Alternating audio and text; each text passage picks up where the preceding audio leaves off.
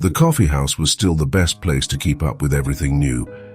In order to understand this, it must be said that the Viennese coffee house is a particular institution which is not comparable to any other in the world. As a matter of fact, it is a sort of democratic club to which admission costs the small price of a cup of coffee. Upon payment of this mite, every guest can sit for hours on end, discuss, write, play cards, receive his mail, and above all can go through an unlimited number of newspapers and magazines. Welcome to this journey through the thoughts of Stefan Zweig, one of the greatest Austrian writers of the 20th century. I have known the highest degree and form of individual freedom, only to see it at the lowest level to which it has sunk in centuries. I have been feted and persecuted, free and bound, rich and poor. Only the person who has experienced light and darkness, war and peace, rise and fall, only that person has truly experienced life. Stefan Zweig has told with unique sensitivity the restless soul of man, the fragility of dreams, and the power of fear. In this video we explore some of his most powerful quotes, which still resonate with incredible relevance today. Zweig offers us not only aphorisms, but a profound look at life, destiny, and the illusions of existence. Technology has cast upon us the most terrible of curses, preventing us even for a moment from escaping the present. In times of catastrophe, past generations could take refuge in solitude, disconnecting from the world. Instead, we have been left to know and share everything that happens on our planet, and in the precise hour and minute in which it happens. In history, as in human life, regret does not bring back a lost moment, and 1,000 years will not recover something lost in a single hour. Only in youth does coincidence seem the same as fate. Later we know that the real course of our lives is decided within us. Our paths may seem to diverge from our wishes in a confused and pointless way, but in the end the way always leads us to our invisible destination.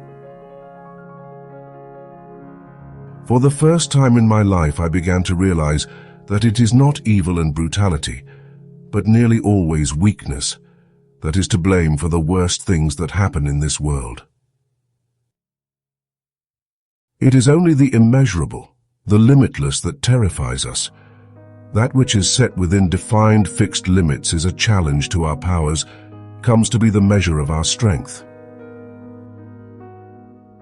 I do not consider our memory as an instrument that accidentally preserves one thing and accidentally loses another, but rather as a force that orders with awareness and erases wisely.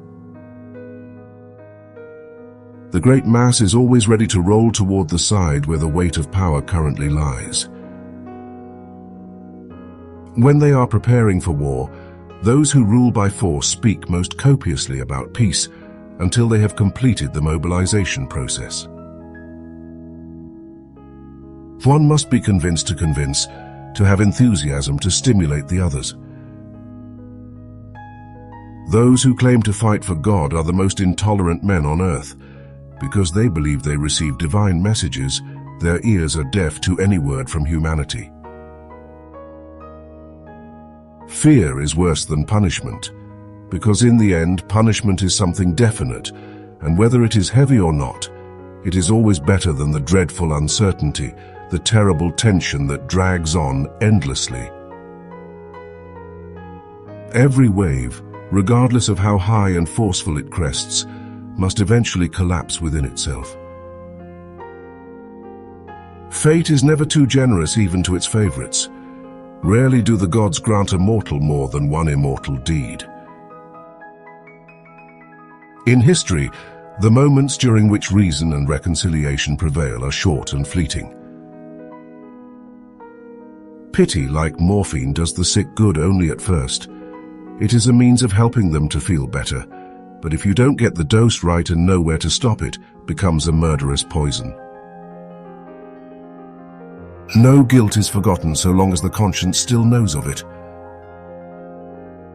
The free, independent spirit who commits himself to no dogma and will not decide in favor of any party, has no homestead on earth. There is no sense to a sacrifice after you come to feel that it is a sacrifice.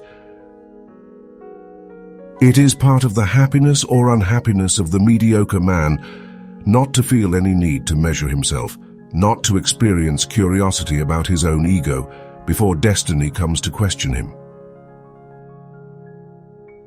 People and events don't disappoint us. Our models of reality do. It is my model of reality that determines my happiness or disappointments. Many have an opinion. Very few have conviction. Opinion comes on the fly from the word, from the newspaper, from desire and chatter. It takes flight again at the first breath of wind. It is stuck to the facts and always subject to the pressure of the atmosphere, to mass psychosis. Conviction is born from lived experience. It feeds on culture. It remains personal and inherent in the facts. Opinion is mass. Conviction is man. Formerly man had only a body and a soul. Now he needs a passport as well, for without it, he will not be treated like a human being. Man in general has little imagination. What does not interest him directly, what does not penetrate his senses with insistent prodding, hardly moves him.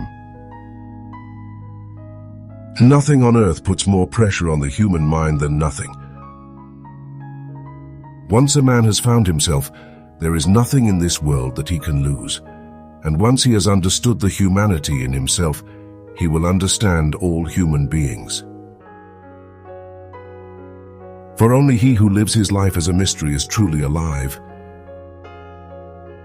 All I know is that I shall be alone again. There is nothing more terrible than to be alone among human beings. Ideas, to be realized, do not need visible manifestations. It is precisely in the invisible that they retain their purest forces, and the unsatisfying outcome of an effort is the best test for those who apply themselves with passion. Growing old, after all, means that one no longer fears the past. For vanity too inebriates, gratitude too intoxicates, tenderness too can blissfully confuse the senses. Only when a man puts all his strength into play is he truly alive, for himself and for others. Only when his soul shines and burns within him does he also become an external person. One can run away from anything but oneself. Live and let live was the famous Viennese motto, which today still seems to me to be more humane than all the categorical imperatives, and it maintained itself throughout all classes. Uniqueness becomes more precious every day in this world of ours that is irremediably becoming more and more uniform. Zweig's words invite us to reflect deeply on our existence and the world around us. His wisdom continues to resonate today, reminding us of the importance of empathy, knowledge, and experience in our lives. Thanks for watching. If you enjoyed this video, don't forget to leave a like and subscribe to the channel so you don't miss future philosophical and non-philosophical videos.